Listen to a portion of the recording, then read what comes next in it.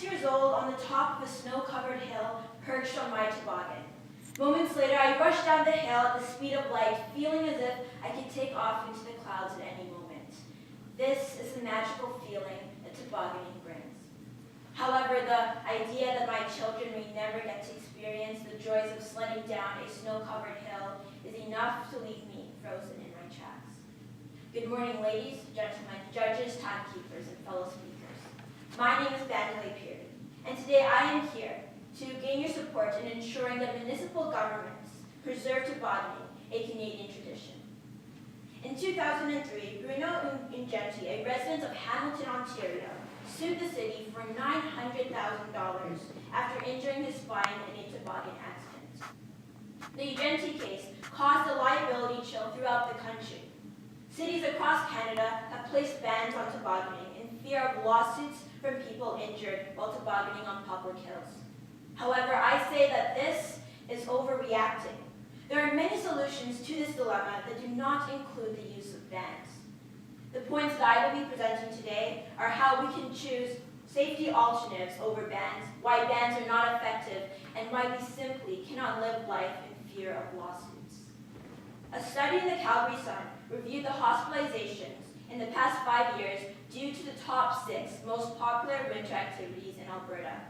The most dangerous being ice hockey, then ice skating, snowboarding, skiing, snowmobiling, and tobogganing.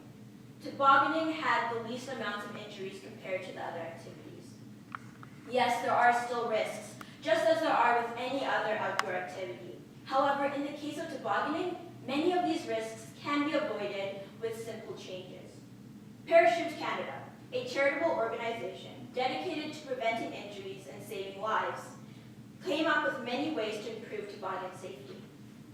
They suggested that instead of chasing kids and their parents away from popular sledding hills, what municipalities should do instead is attract them to safe spots by grooming hills. At the same time, there should be an obligation on behalf of those using public facilities to be responsible. By placing signs on hills saying "toboggan at your own risk," people will know that they need to accept responsibility for themselves when tobogganing. Providing the public with knowledge will help cities avoid pricey lawsuits and injuries.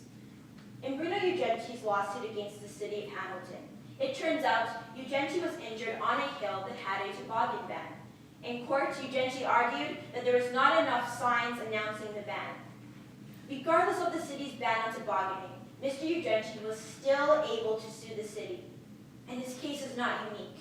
Just last year, a woman in Edmonton who injured herself while tobogganing down a banned hill was also able to sue the city. This tells us that placing bans on tobogganing is not an effective way for cities to avoid lawsuits. Dr. Louis Hugo Francecuti, past president of the Canadian Medical Association, commented during an interview, and I quote, "An outright ban will only encourage kids to stay home and play on their Nintendo games, and for adults to stay home and watch TV." End of quote. However, the ban on tobogganing goes far beyond this single well-loved activity.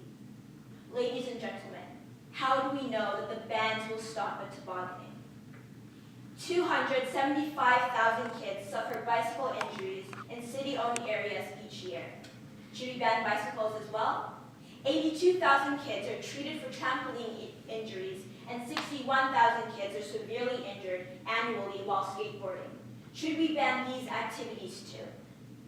Children today are far safer than they have ever been before, but a childhood well-lived cannot be entirely risk-free. I would like to now leave you with Helen Keller's thoughts on tobogganing. Swooping down upon the lake, we shot across its gleaming surface to the opposite bank. What joy, what exhilarating madness. For one wild moment, we snapped the chains binding us to the earth, and joining our hands with the winds, we felt ourselves divine.